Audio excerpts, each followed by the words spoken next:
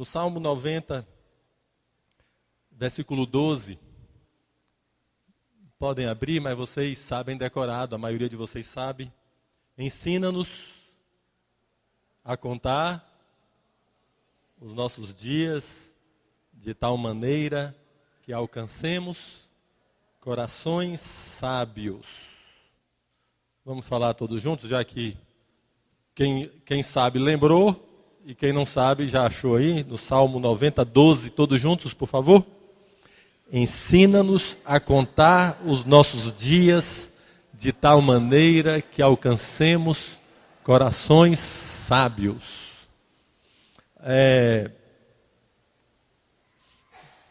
Os dias vão passando e a gente pode ficar sábio ou não. Pode melhorar ou piorar. Todos aqui conhecem idosos que são cheios de sabedoria, que a gente passa um tempo perto deles e sai crescido, né, em conhecimento, em alegria, em amor. Alguns idosos que atraem pessoas porque os tantos dias da sua vida acrescentaram nele sabedoria. Mas a gente também conhece idosos que ninguém suporta ficar perto. Não é verdade? Às vezes ficaram ranzinzas terríveis. Bem, os mais novos precisam continuar honrando estes também. Não estou falando aqui que logo você pensa em alguém, é mesmo, nunca mais vou lá na casa dele. Não estou falando isso não. Vamos honrar as cãs, honrar os cabelos brancos, mesmo que esses cabelos brancos sejam meio revoltos. Mas é um fato, alguns idosos, ao invés de terem aproveitado os seus dias para alcançar corações sábios, alcançaram ranzizice, chatice, encrenca, amargura. Quando abre a boca, conta aquelas histórias de sofrimento e não perdoaram ninguém. E a gente vai ficando mais velho, as nossas características de mais novos, a gente vai aumentando. Vai tornando mais apuradas. Então, se nós deixamos que Jesus vá nos transformando, quanto mais velho a gente vai ficando, as características de Cristo em nós vão ficando mais fortes. Ao mesmo tempo, se nós não deixamos o Espírito Santo nos transformar, as características pessoais vão ficando mais fortes também. E aí então, o tempo vai passando, eu vou ficando parecido com Jesus, cada vez mais bonito, ou vou ficando cada vez mais parecido comigo mesmo, cada vez mais feio. Ensina-nos a contar os nossos dias, de tal maneira que alcancemos corações sábios. Eu quero ir ficando mais velho, e eu gostaria muito de ficar com a cara de Jesus. Eu gostaria muito. Na verdade, isso não é uma questão de querer, de gostar. É uma questão de escolha de Deus, porque Ele criou a gente para a gente ser semelhante a Jesus. Quando Deus nos criou, antes de nos criar, lá na eternidade, Ele com Ele mesmo disse: façamos o homem à nossa imagem, conforme a nossa semelhança. Você foi criada para parecer com Jesus. Nós não fomos criados para parecer com o pecado, com a injustiça, com a indecência, com a amargura, com a mentira, com a prostituição, com o adultério, com a inveja, com o ciúme. Não, alguns de nós desenvolvem essa cara, e a gente se olha no espelho e vê essa cara, e as pessoas também veem essa cara carnal. Não, Deus nos criou para a gente ser semelhante a Jesus. Semelhante a Jesus. Ensina-nos, Senhor, a contar os nossos dias de tal maneira que alcancemos corações sábios. Como é ser sábio? Nós, na nossa sociedade ocidental, sabedoria... Aliás, nem se fala de sabedoria mais. Antigamente falava-se de sabedoria, depois se deixou a sabedoria para lá, aí vem o conhecimento, conhecer. E hoje nem é conhecimento mais, hoje é informação. A gente foi diminuindo o valor daquilo que nos transforma. A sabedoria transforma, o conhecimento transforma menos. A informação, que é que a gente tem no Google, não transforma nada. E a gente não quer ser transformado, eu quero ser quem eu sou, eu tenho o direito de ser quem eu sou. Reivindico meus direitos de ser quem eu sou. E que ninguém venha me dizer que eu não tenho que ser assim. Não é assim o nosso tempo? Mas em Cristo Jesus, a sabedoria é uma sabedoria que nos transforma. Eu não quero ser como sou, eu quero ser como Jesus é. Afinal de contas, a palavra de Deus diz que todos nós, com o rosto descoberto, contemplando como no espelho, ou refletindo como no espelho a glória do Senhor, somos transformados na mesma imagem do Senhor pelo Espírito Santo. O que é ser sábio?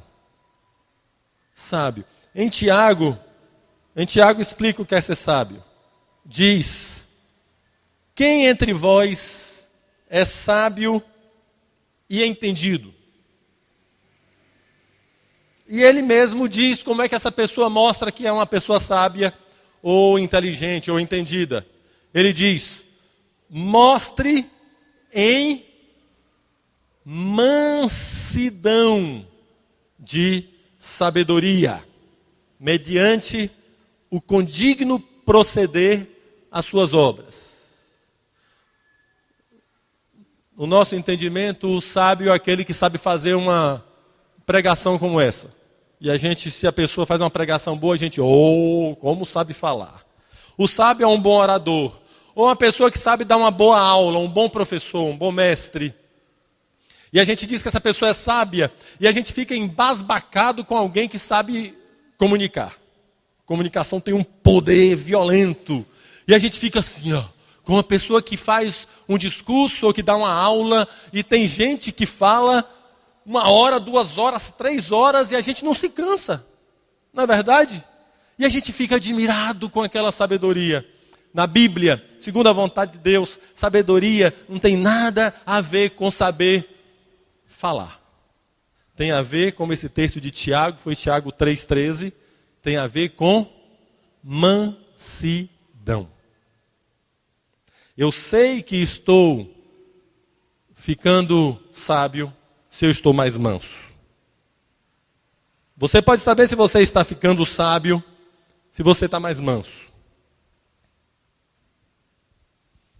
Se eu consigo fazer minhas pregações maravilhosas, mas as minhas reações no dia a dia, as minhas reações dentro de casa de uma pessoa irada, eu não tenho nada de sábio.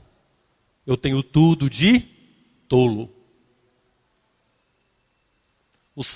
O sábio, aquele que vai aprendendo a sabedoria, ele mostra a sua sabedoria pela sua mansidão.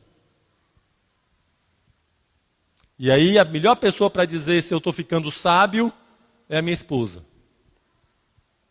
Os meus filhos, aqueles que convivem comigo. Naquele lugar onde eu não fico já preparado, venho para uma reunião como esta, não é? E se o irmão passa e me pisa no pé, me perdoe. Não, meu irmão, não. Deus te abençoe, que alegria estar com você. Aqui eu estou pronto, aqui não tem pegadinhas. Mas dentro de casa, as pegadinhas são todo o tempo. E eu sei se eu estou ficando parecido com Jesus, se eu estou manso como Jesus. Não vou desenvolver esse assunto da mansidão, quero só deixar isso. É a medida. É a medida. Ensina-nos a contar os nossos dias de maneira que alcancemos corações sábios. A sabedoria é medida pela mansidão. Você está ficando mais manso a cada dia que passa?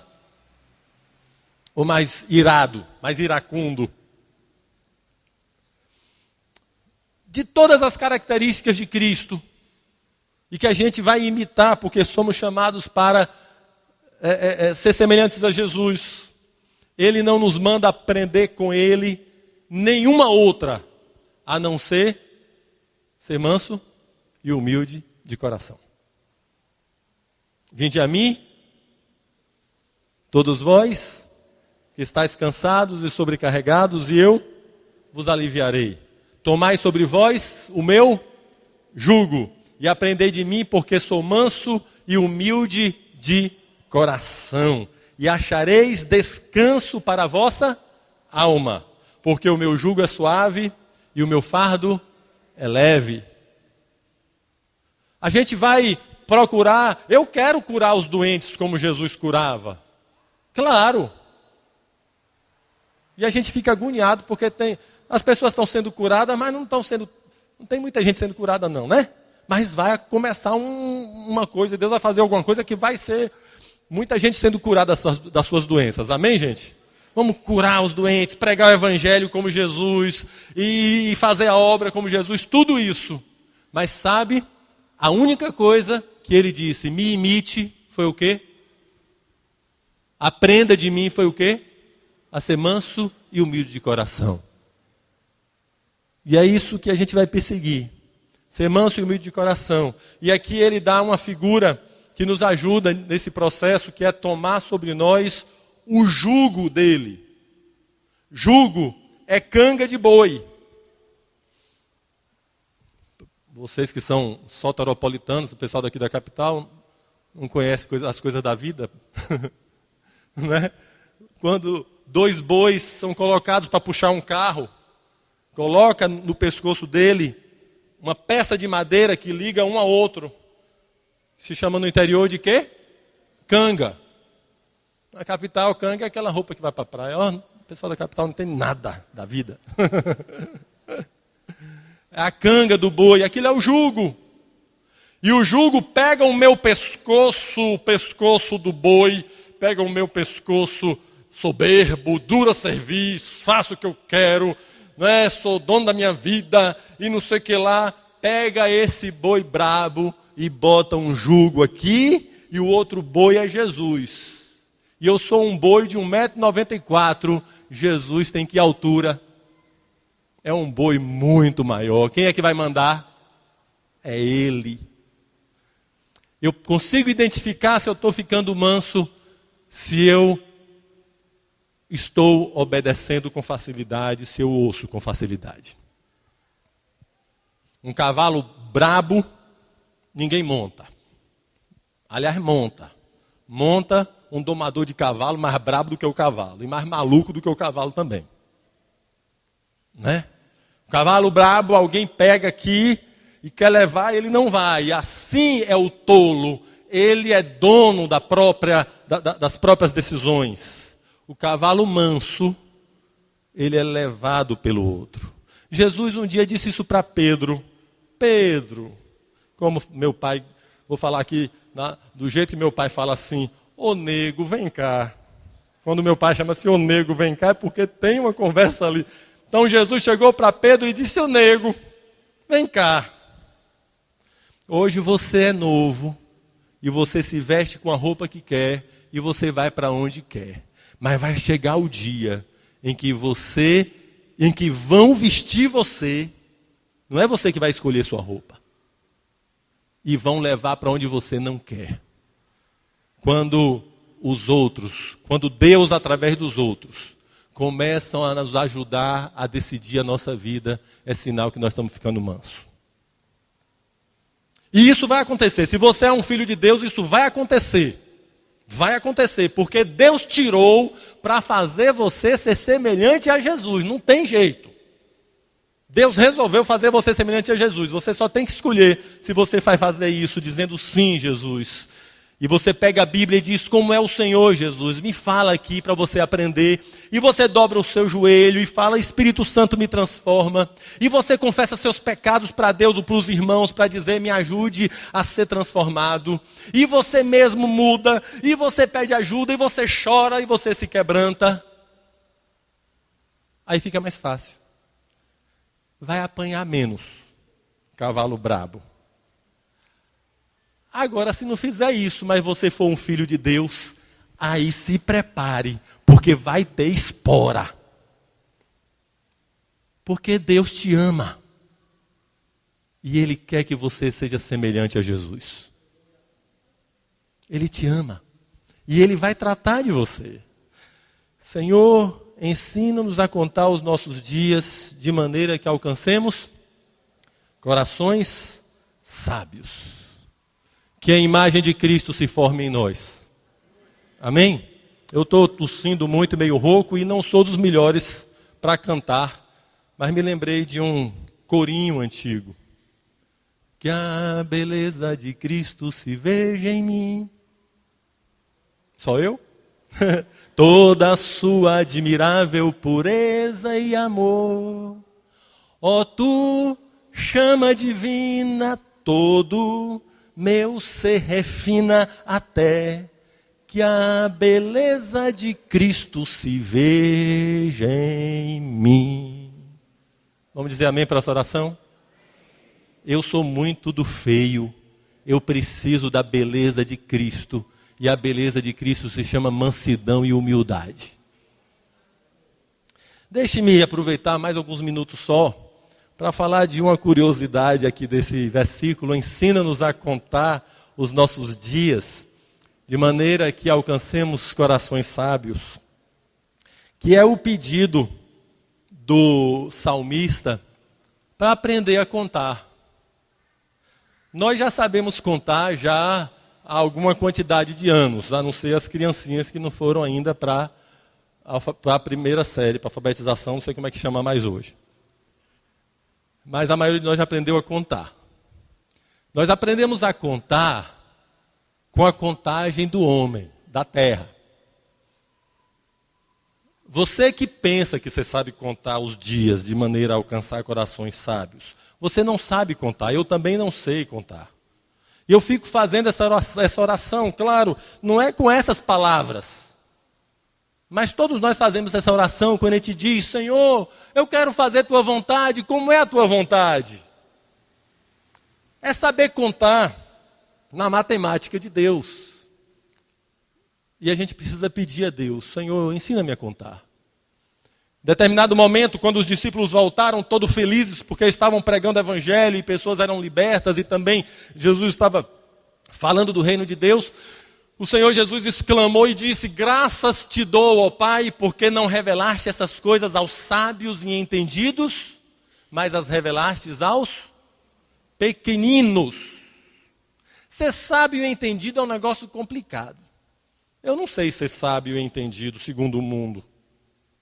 Mas eu posso ser pequenino, porque eu já sou pequenino mesmo. Nós não somos nada. Então, como pequeninos, a gente pode dizer: Pai, me ensine a contar, eu não sei contar. Quer ver?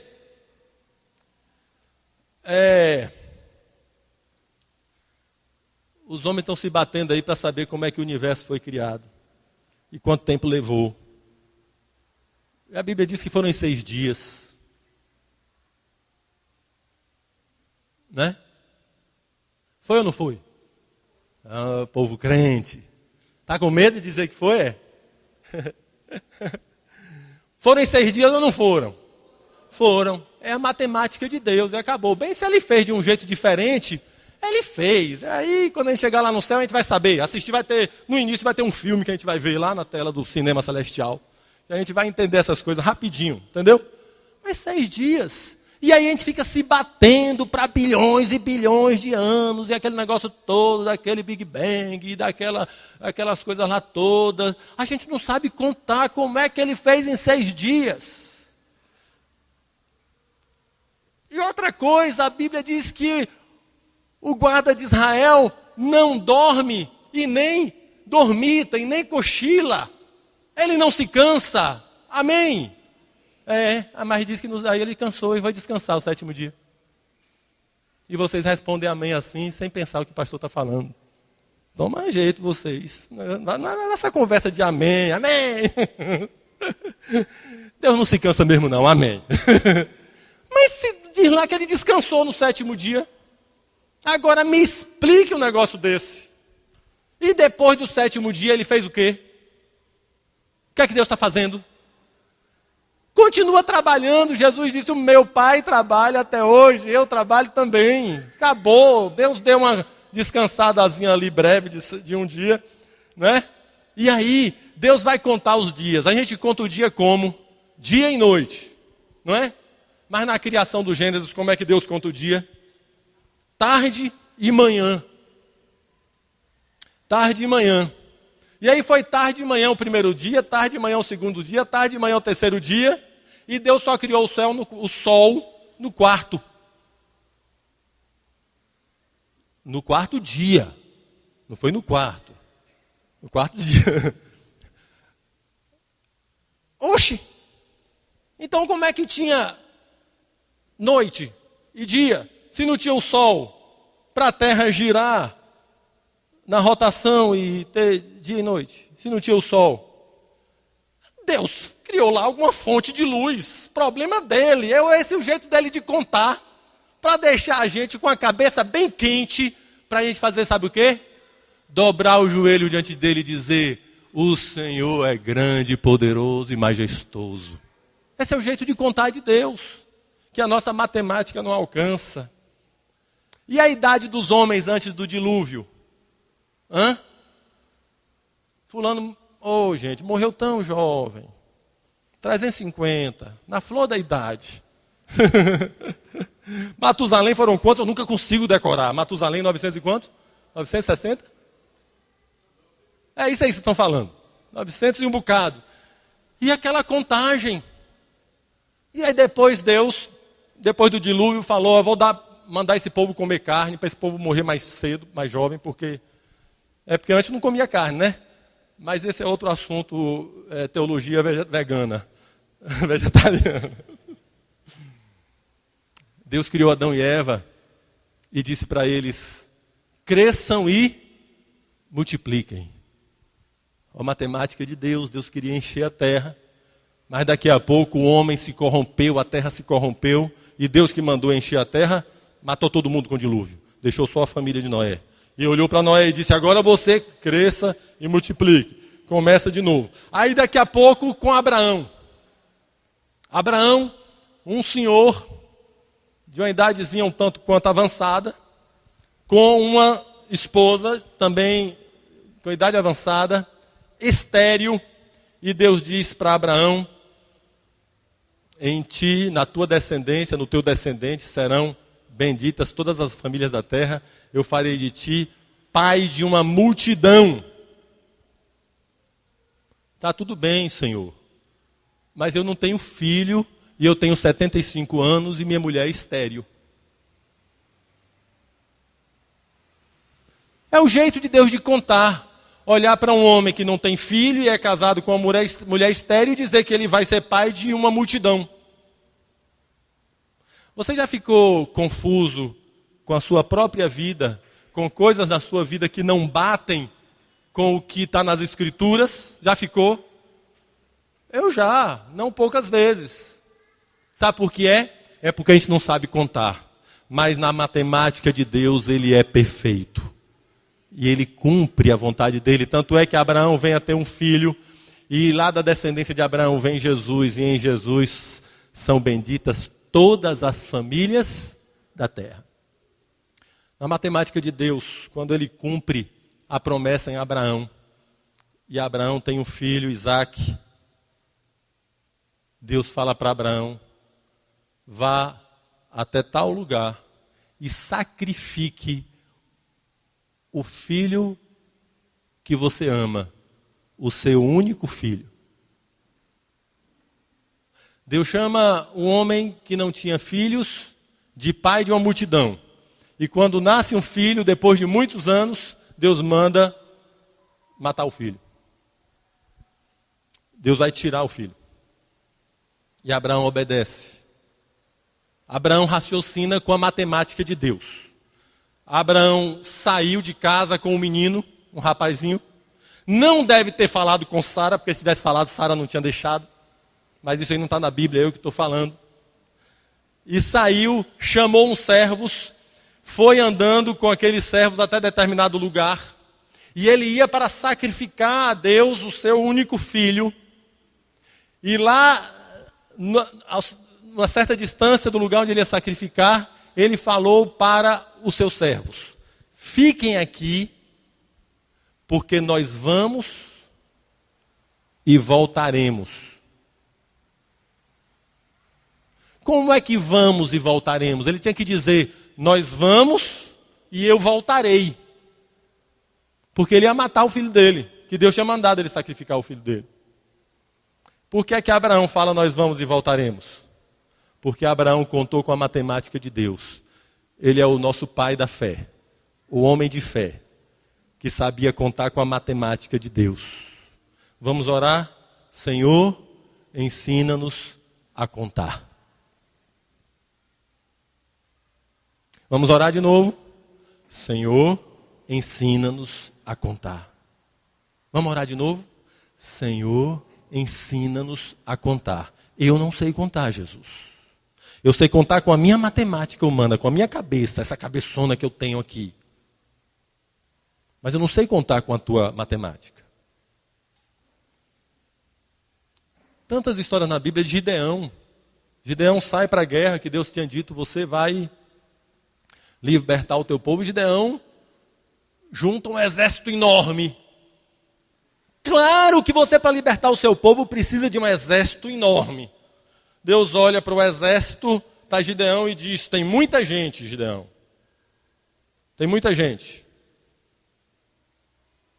Pergunta ao pessoal aí quem é medroso, manda voltar para casa.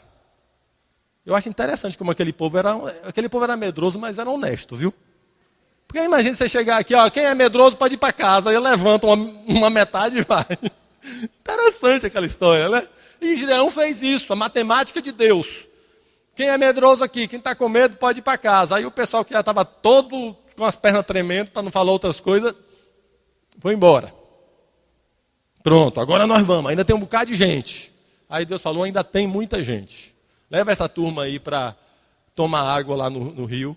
E dependendo do jeito que tomar água, você separa o pessoal para ir para a guerra. E foram, e Gideão fez o teste, e eu sei que no final só ficaram, quantos? 300 homens. Como é que você sai para uma guerra com 300 homens? É a matemática de quem? Matemática de Deus. É ao contrário da nossa. Minha lista está acabando aqui. Mas na Bíblia a gente vê essa matemática ao contrário da nossa. Eu tenho que orar: Jesus, me ensine a contar para saber como é que o Senhor faz as coisas. Senão eu vou ficar maluco. As duas multiplicações de pão e peixe. Que tal? As duas multiplicações. 5 mais 3 igual a 5.000 e sobra 12. A primeira multiplicação, 5 pães, 3 não, né? 2, né? 5 pães, 2 peixes, alimentam 5.000 e sobram 12 cestos cheios. Dias depois, sei lá quantos dias depois, outra situação parecida. E os discípulos, como da primeira vez, raciocinando com a matemática humana: Senhor, não dá certo, Senhor, manda esse povo para casa, Senhor, manda esse povo comprar pão, Senhor... Mas Jesus, nada disso, vocês vão dar de comer. Quantas vezes Jesus mandou você enfrentar uma situação que você olhou e disse: não consigo, não vai dar certo, não tem jeito, na sua matemática não ia dar certo. Se eu obedecer esse negócio aqui da Bíblia, aí é que o negócio vai sair dos trilhos de vez. Não posso obedecer esse negócio da Bíblia não. Se eu andar direito, minha empresa vai falir. Se eu falar a verdade, aí é que vai acabar tudo mesmo. Se eu andar... E aí eu começo a fazer as contas com a minha matemática. Não faça contas com a sua matemática, faça contas com a matemática de Deus, por mais estranha que ela pareça. E numa segunda oportunidade, dessa vez tem 7 pães, alguns peixinhos, não diz quantos, alimenta 4.000 e sobram 7 cestos cheios. Vamos orar? Jesus, me ensine a contar. Vamos orar de novo? Jesus, me ensine a contar. A contar com o jeito dele. Eu tenho uma poesia baseada nessa palavra. Quero terminar lendo. E antes de lê-la, quero mais uma vez agradecer a Deus pela vida de Renato, de Estela, de sua família. Irmãos que têm sido uma bênção. Foram no interior, né, e já de muitos anos aqui em Salvador. Tem sido bênção. E que Deus renove a graça sobre vocês todo o tempo. E lhes ensine a contar também. A poesia é assim: ensina-me a contar os nossos dias, para que alcancemos coração sábio. Senhor, essa é a minha oração, a de quem não sabe contar. Ensina-me a contar, faz-me sábio, dia a dia, contar os dias. Os meus dias, que sejam tempo contado, e não somente tempo passado. Presente vivido e aprendido do passado, como um presente do alto. Não sei contar. Não sei contar como 5 mais 2 alimenta 5.000 e sobram 12. Explica-me, por favor, como contas todas as estrelas e ainda as colocas na tua mão, ainda que sejam mais numerosas que a areia do mar. Não sei contar a idade dos homens antes do dilúvio, nem achar 1000 anos num dia, ou esticar um dia em 1000 anos. Como fazes em 6 dias o mundo que parece ter milhões de séculos. Como, sendo Deus, te cansas em 6 e descansas em um dia, o 7º. Ensina-me as contas do trabalho e as contas do descanso.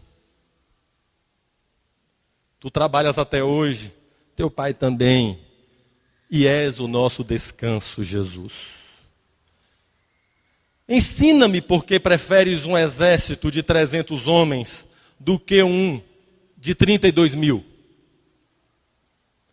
Dá-me a fé que conta assim, ao contrário.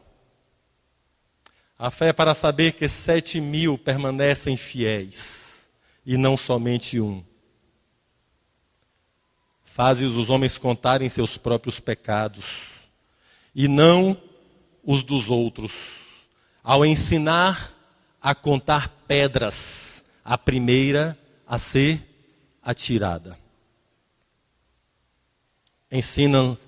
Ensinas as contas do arrependimento. Ensina-me a contar. Contigo aprendo a contar as bênçãos e a ser grato. Conta as bênçãos. Conta quantas são. Contigo aprendo a perdoar mais que 7. 70 vezes 7. Vieste nos ensinar a contar. Posso aprender a, vivendo com muitos, ser um. Como és com o Pai, no Espírito, um só. Quando eu aprender a contar e viver a unidade que vives, aprenderei o amor, serei sábio. Por isso no Salmo 90 não tem ensina-me, mas tem ensina-nos. Contar não no singular, mas contar no plural. Ensina-nos a contar os nossos dias, para que alcancemos coração sábio. Amém.